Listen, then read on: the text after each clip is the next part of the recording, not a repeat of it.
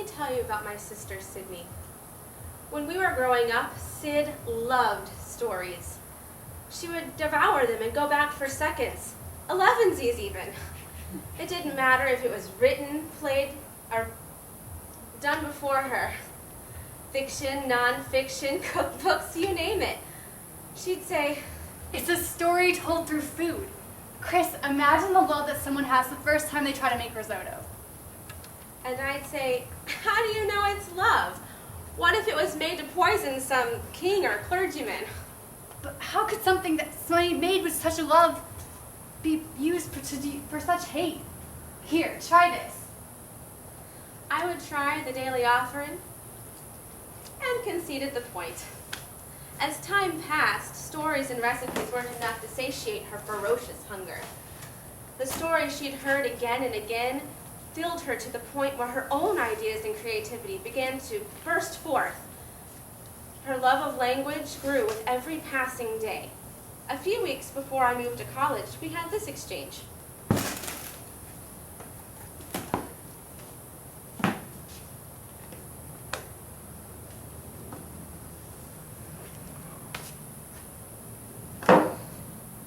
You're gonna forget all about me. Impossible. You're not gonna let me. You most certainly will. You'll be consumed with parties and papers and tests and most wonderful works of literature to worry about your still in high school hell little sister. I'll do anything to convince you otherwise. Famous last words. To understand why Sid and I were so close, you have to know that we can barely remember our parents. Our Uncle James, a professor of anthropology at a couple of community colleges, raised us after the accident. Sid likened us to the characters in her novels that were her best companions. So, unlike most siblings, we tried not to fight. We recognized how precious our tiny family was, and we worked hard to keep it close. Anyway, back to that night, as I filled yet another box of books. I want you to promise to communicate. Communicate? I already text you every day as is. That's not what I mean. Explain. I want words, not emojis. I want what we have now, but more. I need more information than that. When you read words off of a page, they transport you. I want to feel like that with you all the time. So, I want letters. Long, handwritten, snail mail sent from the post office type letters. You do realize I'm going to school just a few hours away, right? It's still too far. I won't see you every day. But if you promise to sit down and write me one letter each week, I know that I won't be lost in the hustle and bustle of college life. Well, when you put it like that, how can I refuse? I promise.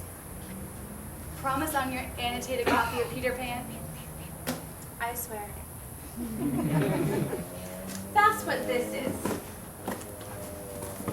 We both had one. These pages contain our secrets, our dreams, triumphs, and heartbreaks. I can't speak for Sid on this, but this box got me through the best of times and the worst of times. Maybe I should just let them speak for themselves.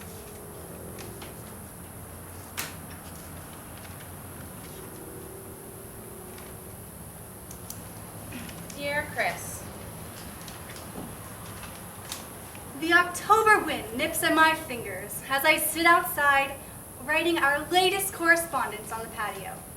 The light is fading, and I am fascinated by the steam coming from my mug of cooling tea. It makes swirling patterns that are caught in the perfect twilight. Junior year trips along in the same repetitive cycle as sophomore year. Monotonous teenage angst that is best summed up in a cliché YA romance novel. I suppose I should be grateful. The object that brings out this pretentious contemplative side of me doesn't literally sparkle. I also promise that neither of us currently appears to be a stalker. But in all seriousness, Chris, with the entire English language at my disposal, I find myself incapable of finding the right words to help me explain how I feel about my Diana to your face. Your guidance on the subject is appreciated. Forever your darling sister, Sydney.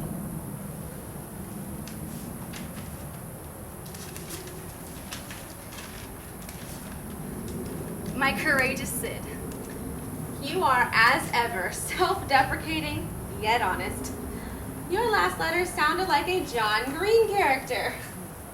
The easiest way to speak to this mystery goddess is to find something you have in common. Why do you like her? If you don't know about her interests, ask questions. You'll figure it out. But brooding a la Angel will do you no good. Nothing ventured, nothing gained. And we have a new addition to the apartment. His name is Hachiko. And I promise that this puppy will not have quite so tragic an end, you know? And I'll be coming home this weekend, so I expect a full feast of new experiments to try. All my love, Chris.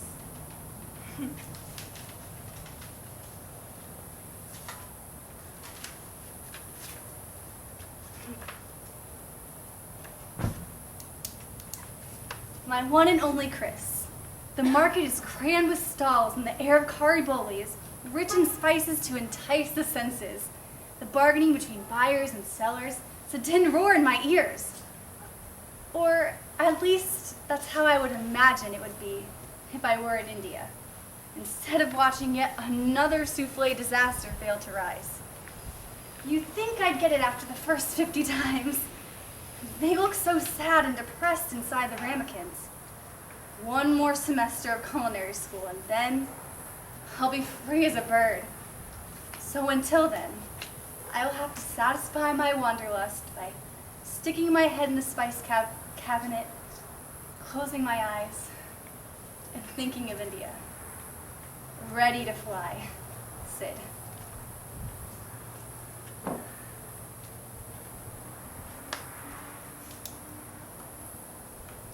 True, Sydney. I am broken.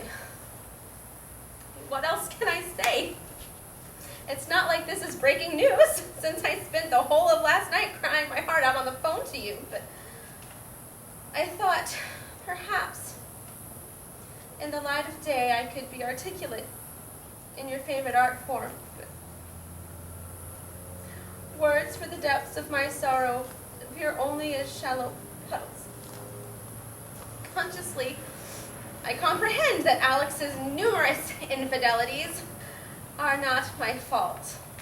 It was his choice, but it doesn't stop the pain of betrayal, of shattered trust, of the inadequacy of me. Why didn't he love me? Wasn't I enough? Why couldn't he be satisfied? What's wrong with me?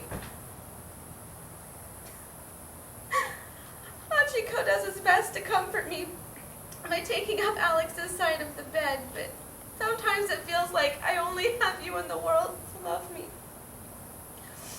Looking for answers in all the wrong places.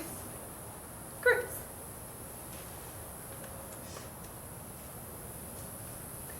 That one never got sent. Sid showed up that night, suitcase and ice cream in hand. They say time heals all wounds, but really, Sydney Cartwright, a Catherine Tate show marathon, and a pint of cookie dough ice cream gets the job done. But we also celebrated each other's successes.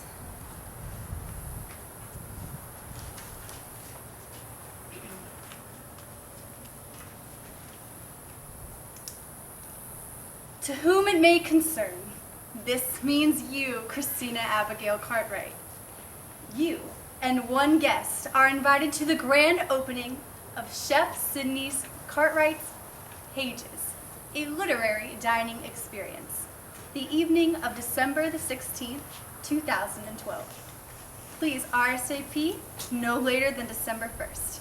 Thank you.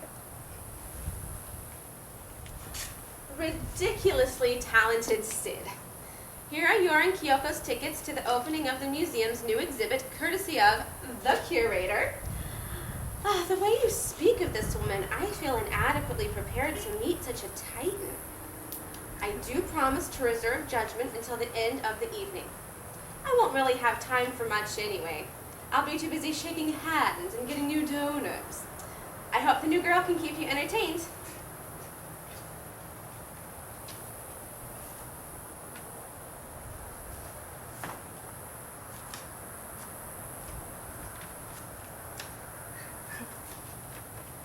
Chris, I'm truly overwhelmed. I might even be drowning. Can you drown in love?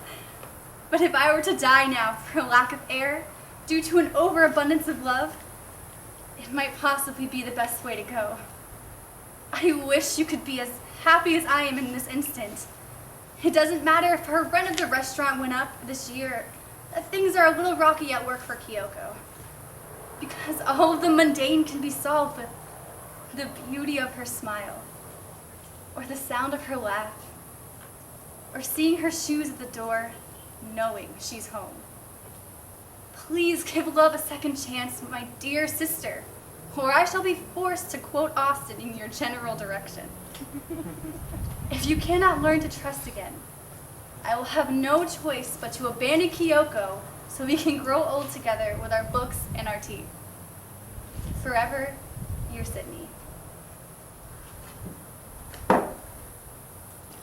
I never got that last letter encouraging me to have a relationship more than 2 months. I never got to tell her about Ian.